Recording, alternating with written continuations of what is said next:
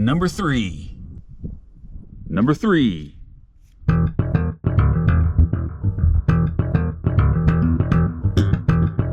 We got the chassis rigged on the engine hoist here. So we're gonna line this up as we lift it up over the powertrain to sit it down.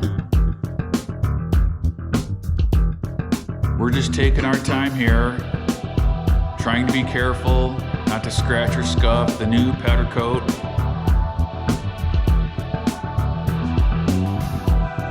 Then we'll insert the 8 half-inch bolts through the chassis, through the cradles, get everything locked together and mounted in.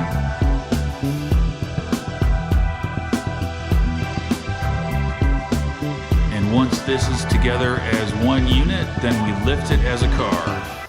Yes!